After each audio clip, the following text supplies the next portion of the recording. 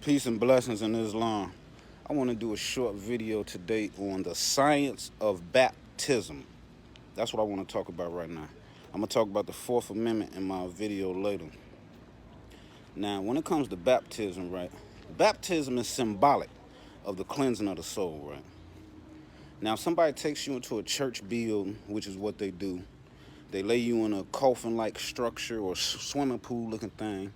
They tell you this holy water and they baptize you. That's not baptism. You've never been baptized if that's how you've been baptized. Because if you're a Christian, a Jew, or whatever you is, when they get baptized in a lake or river.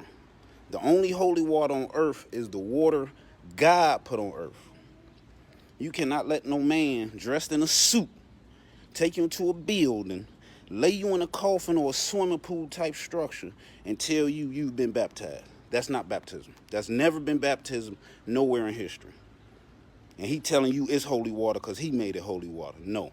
The only holy water on earth is God's water he put on earth. That's how people been baptized since the beginning of time. And that's the only true baptism. Why? Let's go to the science.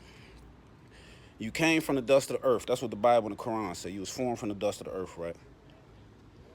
You came from the earth, and to the earth you shall return. Okay. When you go into the baptism, you're getting baptized in a lake or a river. Okay, that's Mother Earth. So you're going back in a water bag, not your human mother's water bag. You're going into Mother Earth's water bag. And then when they bring you up out of there, the first Adam was a living soul, the second Adam was a quickened spirit. That's how they go. That's baptism.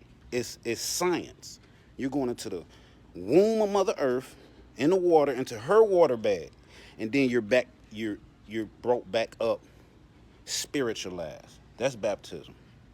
And let's go a step farther, because the pastors, the preachers, the separation of church and state is absolute. That's what the law says. That's not what I'm saying. That's what the law says. Separation of church and state is absolute. But all preachers, pastors, reverends, they go to a state-sponsored school to get licensed by the state to teach the religion that the state told them to teach in their school. That's not no pastor preacher. If the separation of church and state is absolute, then the only way you can be licensed to teach religion or whatever you is by a theocratic university, a religious university. Not no secular school. And over here in the United States, you're saying the separation of church and state is absolute.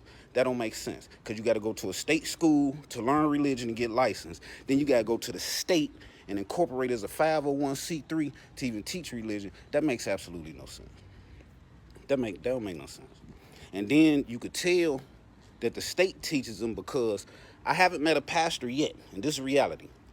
Walk your congregation through the Bible from Genesis 1 all the way to the end of Revelation without jumping around to all these different chapters at one time, because you don't have a complete understanding, evidently. Walk me through the Bible from Genesis 1 all the way to Revelation.